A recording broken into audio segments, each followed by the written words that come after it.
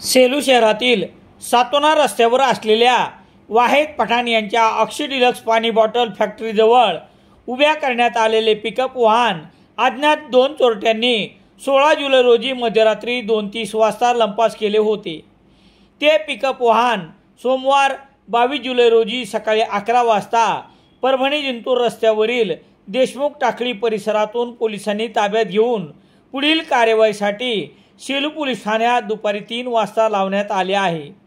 याबाबत पोलिसांनी दिलेली माहिती याप्रमाणे, तालुक्यातील वालूर येथील वाहेद पठाण यांच्या मालकीच्या अक्षय डिलक्स या पाणी बॉटल फॅक्टरीच्या समोर दररोजप्रमाणे चालक सदानंद भिशे यांनी वाहन लावले होते। घटनेच्या दिवशी 16 जुलै रोजी रात्री 2:30 वाजता हे वाहन चोरीस गेले असल्याचे कळतात।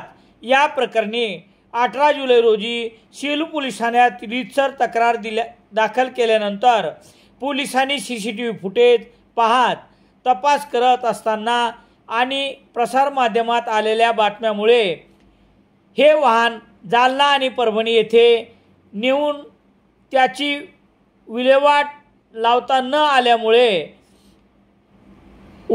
उभयता चोरट्यांनी मागील 3 दिवसापासून परभणी जिंतूर रस्त्यावरील देशमुख टाकळीजवळ आढळून आले। 3 दिवस एकाच ठिकाणी वाहन उभे असल्यामुळे स्थानिक ग्रामस्थांनी पिकअप वाहनावर असलेला नंबरवर सोमवार 22 जुलै रोजी सकाळी 11 वाजता संबंधितांशी संपर्क केला, तेव्हा हे वाहन सातोना रस्त्यावरून चोरीस गेल्याचे निष्पन्न झाले। पोलीस हवालदार मधुकर जाधव व पोलीस शिपाई लखन जीवने यांनी घटनास्थळी भेट देऊन वाहन ताब्यात घेऊन सेलू पोलीस ठाण्यात दुपारी 3 वाजता पुढील कार्यवाहीस्तव दाखल केले आहे।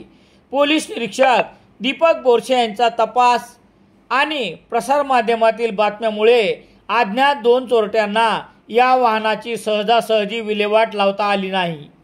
वाहन पळून नेल्यानंतर या वाहनातील कोणतीही साहित्याची चोरी झाली नसल्याची माहिती सातोना रस्त्यावरील अक्षय डिलक्स पाणी बॉटल फॅक्टरीचे मालक वाहेद पठाण यांनी दिली आहे।